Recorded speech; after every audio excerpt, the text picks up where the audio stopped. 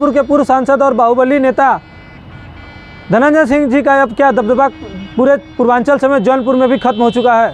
नमस्कार दोस्तों, मैं हूं अभिषेक कुमार बंटी, आपके अपने यूट्यूब चैनल पर स्वागत कर रहा हूं। जब 2024 का लोकसभा का चुनाव होने वाला था तो एक शादी समारोह में जो है अखिलेश यादव और धनंजय सिंह जी की मुलाकात होती है।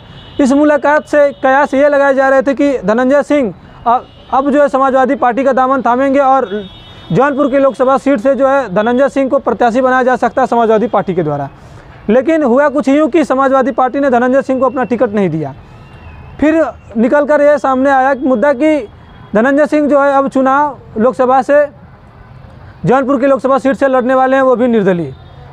जैसे ये पूरी अफवाह क्षेत्र समेत पूरे उत्तर प्रदेश में फैलती है तो धनंजय सिंह को ऐसा माना जा रहा था कि सरकार के इशारों पर जो है जेल में डाल दिया जाता है, स्थानीय जेल में डाल दिया जाता है।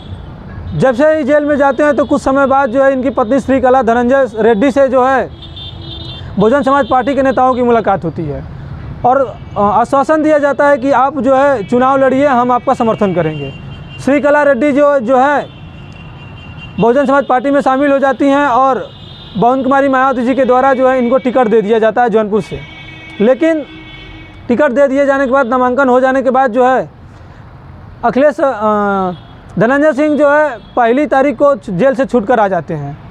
बहुत बड़े काफिले के साथ जो है आते हैं, बसपा नेताओं के साथ मुलाकात होती है और वो कहते हैं कि हम किसी भी कीमत पर जो है पीछे नहीं हटेंगे और चुनाव लड़ेंगे। लेकिन एक दो दिन के अंदर ही हुआ कुछ यूँ कि धनंजय सिंह रात में फ़ोन मिलाते हैं बस बहुजन समाज पार्टी के शीर्ष नेताओं के पास और कहते हैं कि आप अपना टिकट वापस ले लीजिए, हमारे पास पिताजी के माध्यम से, रिश्तेदारों के माध्यम से और वोटरों के माध्यम से काफ़ी दबाव है, हम चुनाव नहीं लड़ सकते हैं।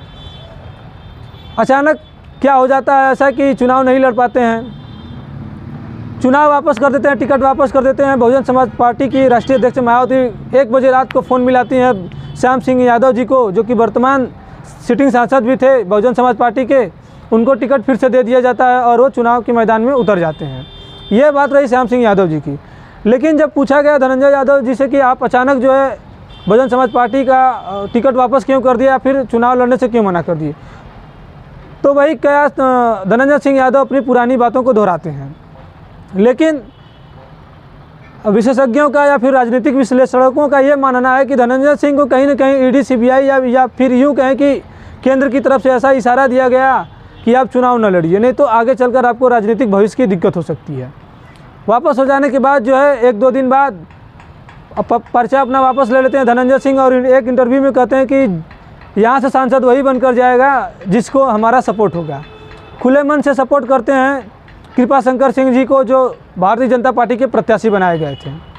लेकिन कितना दबदबा है, कितना नहीं दबदबा है, आप वहाँ के वोटर ही बता पाएंगे। अगर दबदबा होता धनंजय सिंह यादव जी का पूरे जौनपुर में तो कहीं न कहीं सपोर्ट करने के बाद भी जो है बीजेपी के प्रत्याशी कृपाशंकर सिंह जी चुनाव हार नहीं पाते वहाँ से। और कहीं न कहीं ये जीत वहाँ की मतदाताओं की है या फिर यूँ कहें कि स्थानीय नेताओं की है वहाँ की, जो धनंजय सिंह जी की बातों को नकारते हुए समाजवादी पार्टी या इंडिया गठबंधन की सरकार को, प्रत्याशी को जो है वहाँ पर सपोर्ट करते हैं और बाबू सिंह कुशवाहा चुनाव जीतकर संसद भवन में जल्द ही शपथ ग्रहण समारोह में शामिल होने वाले हैं। तो कहीं न कहीं जो एक दबदबा हुआ करता था धनंजय सिंह जी का, जो छोटी बड़ी हमेशा नेताओं की जो फैसले लेते हैं छोटे बड़े गलत जो उनसे फैसले हो जाते हैं, उनमें भी धनंजय सिंह जी का ये फैसला था कि टिकट वापस करना और टिकट वापस करने के बाद जो इस चुनावी मैदान में डायरेक्टली सपोर्ट करना बीजेपी के प्रत्याशी कृपाशंकर सिंह जी को। अगर वहीं कृपाशंकर जी को सपोर्ट न करके अस्थायी रूप से चुपचाप बैठे होते तो कहीं न कहीं इनके राजनीतिक भविष्य को खतरा नहीं हुआ होता। ऐसे कयास लगाए जा रहे हैं कि बाबू सिंह कुशवाहा तो सांसद बन गए हैं, कहीं न कहीं अब इनकी भी कुर्सी या स्थानीय नेताओं की कुर्सी भी यहाँ से गायब होने वाली है। अगर कुछ ऐसा यूँ चलता रहा तो धनंजय सिंह जी का कहीं न कहीं अब दबदबा खत्म होता हुआ दिख रहा है। अगर उनके वोटर्स अगर उनकी बात मानते तो कहीं न कहीं बीजेपी के जो प्रत्याशी हैं कृपाशंकर सिंह चुनाव जीत जाते। फिलहाल ये कहते हैं ना कि लोकतंत्र में सबसे मजबूत अगर कोई होता है तो वो जनता होती है और जनता ने अपनी ताकत दिखाया।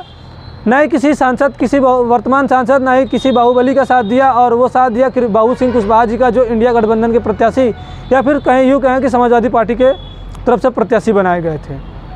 फिलहाल धनंजय सिंह जी का कितना दबदबा कायम रहता है इस लोकसभा सीट से या इस पूरे पूर्वांचल समेत ज़िले में, अब तो भविष्य के गर्त में है। क्योंकि एक चुनाव हारने से ना ही कोई बाहुबली बन जाता है, ना ही किसी की जो पकड़ है वो कमज़ोर हो जाती है। फिलहाल आगे आने वाले विधानसभा चुनाव 2027-28 में या फिर 2029 का जो लोकसभा का चुनाव है उसमें क्या होने वाला है, अब तो बहुत समय की बात है ये।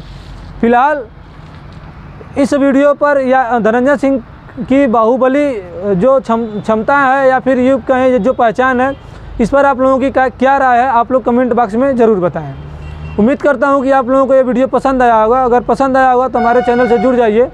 एक छोटा सा लाइक, आपका एक छोटा सा सब्सक्राइब हमें उत्साहवर्धन करता है और अन्य जो है वीडियो बनाने को मुझे मोटिवेशन मिलता है।